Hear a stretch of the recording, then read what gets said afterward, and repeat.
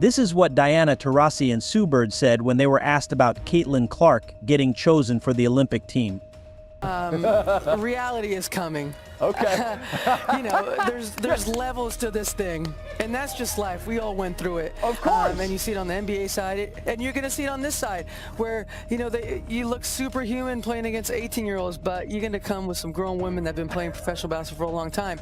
Not saying that it's not going to translate, because when you're great at what you do, you're just going to get better. But there is going to be a transition period where you're going to have to give yourself some grace as a rookie, and it might take a little bit longer for some people. Yeah, we indeed saw the reality when Diana was warming up the bench in Music Paris. She didn't get to play a single second in the final match. Heck, we even saw her scoring less than 5 points in some games in this Olympics. So is that how grown women play according to Diana? I don't think so, and I hope not, which means it was just a statement filled with arrogance and jealousy towards the rookie. You're 100% right on these girls hating on Caitlin Clark. Y'all petty, girls. I expect men to be petty because we're the most insecure group in the world. Yeah, you are. Y'all should be thanking that girl for getting y'all ass private charters. Ever since Caitlin Clark started to gain popularity in the basketball world, some of these grown women have been throwing jealousy and hateful remarks towards her. And then they justify their statements with phrases like meeting with the reality and black people can't be racist. Yeah, someone really said that, see for yourself. You asked me about Caitlin. If you're going to break a record, to me, if it's legitimate, you have to break that record in the same amount of time that that player set it. Okay. So if Kelsey Plum set that record in 4 years, well, Caitlin should have broke that record in 4 years. But because there's a COVID year and then there's another year, you know what I mean? So she's already had an extra year to break that record. So is it truly a broken record? People called her out for being a bully and jealous of Caitlin Clark. A simple apology would have been nice, but no, she had to go and say this. When people called her out for being a bully and jealous of Caitlin Clark, a simple apology would have been nice. But no, she had to go and say this. I'm gonna say this, and then I wanna be done with this whole conversation. So for people to come at me and say that I made those comments because I'm a racist, first of all, black people can't be racist. What? First of all, black people can't be racist. What? Bro, what are you talking about, man? But that's the farthest thing from my mind. Let me be clear, I have nothing against her. She was great in her time, but that's the thing, her time is gone now.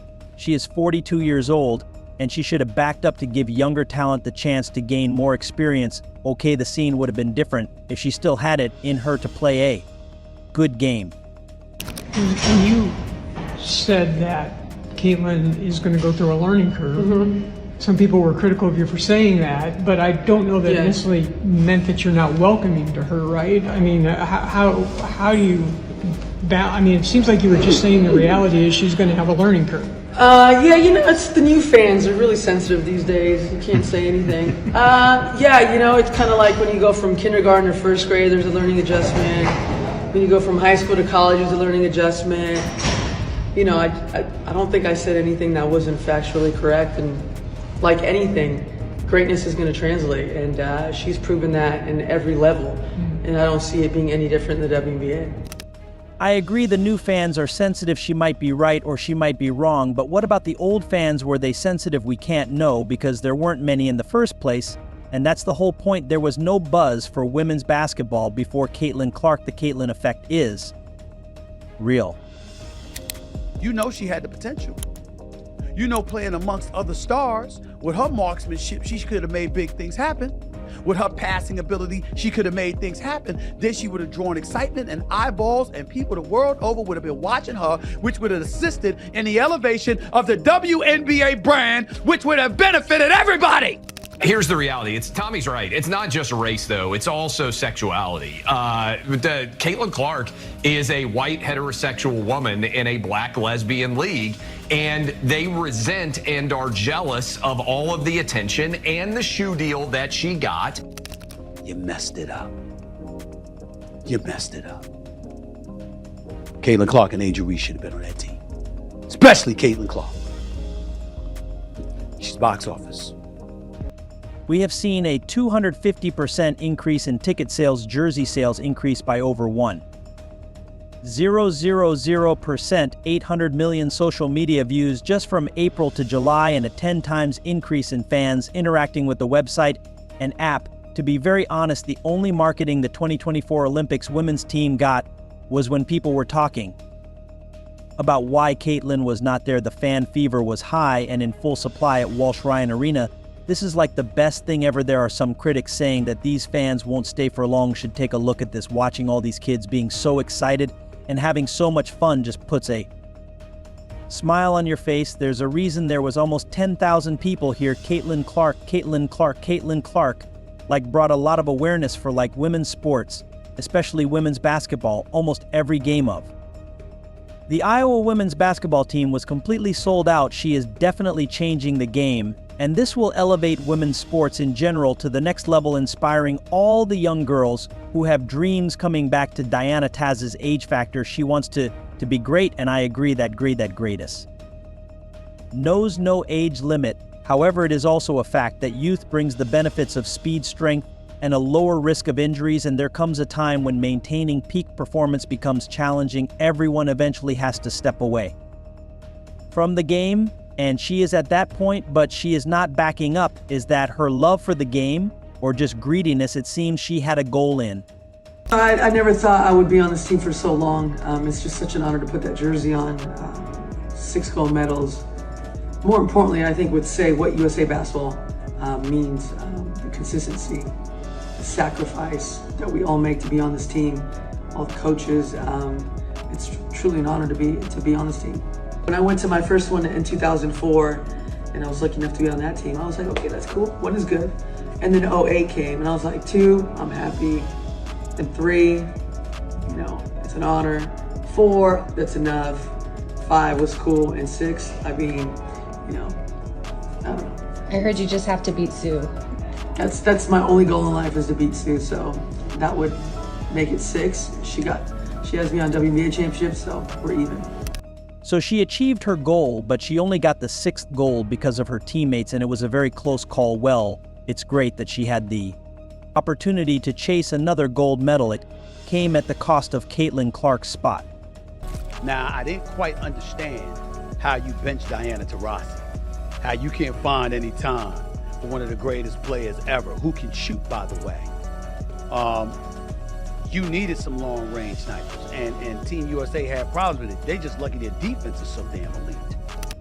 Maybe the answer to why she was benched is hidden in her performance in the matches prior to the finals in her games against Belgium and Germany. Diana Taurasi couldn't score a single point, absolutely 0, and in the game against Nigeria, just 3 points. Sure, she managed to dish out 4 assists, but let's be real, that's a small consolation. Ultimately, she was benched. Then again, a 0 against Australia, so 3 matches where she scored nothing at all. I'm afraid she will be remembered for her 0-0 more than her 6th gold medal.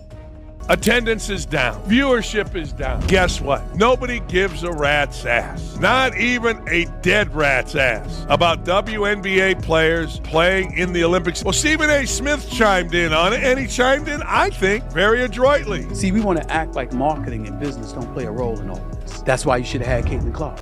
This was bound to happen. We already knew that they would get the gold, but nobody's going to care about that. And that's exactly what happened. Only 18 reporters showed up. Now, this scene would have been completely different if Sin Clark had been there, because people like her and her game, and they want to see her. Many people haven't even watched the highlights of the final game, and I am not even disappointed now, because this was expected to happen the moment they decided to snub Caitlin Clark. How many USA 22 jerseys would sell across this great nation of ours? Holy cow. It's amazing, really, how dumb the WNBA was. But when you think about it from a realistic standpoint, as my wife said, women just don't want women to succeed in sports. They just don't. They can't stand it. Let's hear what the 5-time Olympic gold medalist Sue Bird has to say about the Caitlin Clark snub. So much controversy. Caitlin should be on this team. Caitlin Clark shouldn't be on this team. You've been a part of it, and then people talked about it's the team, and you mentioned you don't have time to play together. Did Team USA miss the boat in not putting Caitlin Clark on this team? You know, it's really tough. I think every Olympic cycle, there's a story of a snub, and it is because the talent is so great. Yeah. I could sit here and make an argument for her being on the team, but that would require me to take somebody off And when I look at this roster, I don't see myself doing that. If Caitlin had made the team and somebody else had gotten snubbed, Right. and I could have made that argument, I would have looked at the roster and I wouldn't have been able to take anybody off. So that's the challenge of picking the U.S. women's basketball team. That's why we win gold, and that's why I'm hoping to see another one. Well, that's fair. However, her answer only covers the talent and skills aspect of the player. She's saying that there's so much talent that someone is bound to be snubbed. But I mean, if you select Diana Taurasi just to warm the bench, why not select Caitlin Clark to do that? I am sure she would have. Played even that part better than Diana Bird is missing the marketing point of view on this. Marketing matters in everything, promotion matters in everything, and you're not going to get around that. That is what I said. Fans are now not pulling any punches and making fun of this whole scenario, saying that Diana Taurasi should sit down. She is old enough to be Caitlin's mother. Funnily enough, Diana and Sue once joked about Caitlin Clark being their firstborn. I'm sure Caitlin Clark's about to make a lot of money. She's earning her money right now. No, Caitlin's balling right now. I mean, I don't have a box score, but at one point, is this where we talk about her being our child? Oh. All right, I'm going to let you deal with it. You're the mom. This is our firstborn, Caitlin Clark. As you can see, she has the passing ability of Shoshana Bird. She has the pull-up. She has long distance range, like middle linebacker Taurasi. And she has the swaggy competitiveness of both of us. This is our love child born in the internet era. They need to do that like face mesh thing. They put the faces over. I mean, she must be really good. She's two of us. Yeah. Well, who was the son? Yes, both of them acknowledged her skills. Do you think that this Caitlin Clark snub wouldn't have been upsetting if Diana actually played well in the Olympics? I don't think so, because the committee already made a huge mistake that proved that the chosen team USA was actually not the best choice right before the Olympic Games. You don't try to make a statement by having Team USA go up against the WNBA All-Stars thinking it's going to be a walk in the park.